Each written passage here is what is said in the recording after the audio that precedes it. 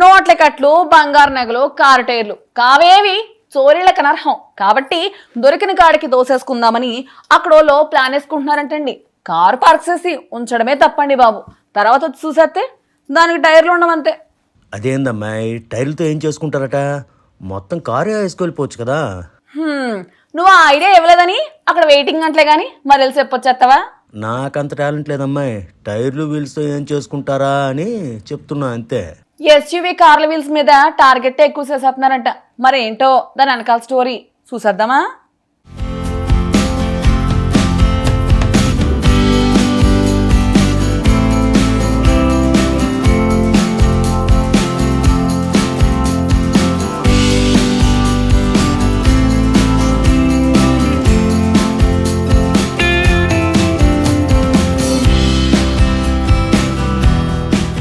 ఈ దొంగలు మరీ దారుణంగా ఉన్నారు కదూ.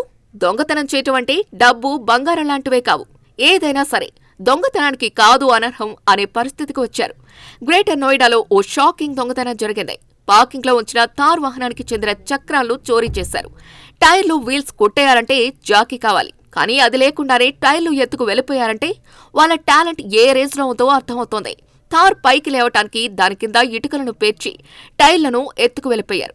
ఇందుకు సంబంధించిన వీడియో ప్రస్తుతం నెట్టింట చెక్కలు కొడుతోంది.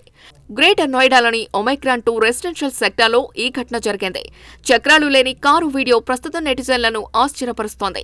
డ్రైవర్ వైపు ఉన్న 2 టైర్లను గుర్తు తెలియని వ్యక్తులు దొంగలించారు. కారు కింద ఇటుకలను పేర్చి ఆపై జాగ్రత్తగా టైర్లను ఎత్తుకు వెళ్లినట్టు స్థానికులు అనుమానిస్తున్నారు. ముందుగా కారు అద్దాలను పగలగొట్టి అలాంను ఆఫ్ చేశాక చోరీ చేసి ఉంటారని భావిస్తున్నారు.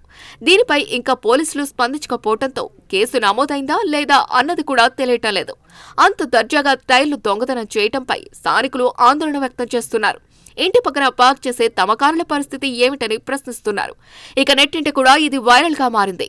దొంగలు మితిమీరిపోతున్నారంటూ టెన్షన్ పడుతున్నారు. జాతీయ మీడియాలో ఈ టైర్ల దొంగతనాలపై స్టోరీలు వస్తున్నాయి. భారీ ఎస్యూవీ కార్ల అలాయ్ వీల్స్ ను దొంగలు టార్గెట్ చేస్తున్నారట. వాటికి మార్కెట్లో డిమాండ్ ఉండటంతో చోరీలకు తెగబడుతున్నారు. కారు మొత్తాన్ని దొంగలించడం కంటే టైర్ల చోరీ సులభమని భావించి ఇలాంటి చోరీలకు పాల్పడుతున్నట్టు సమాచారం.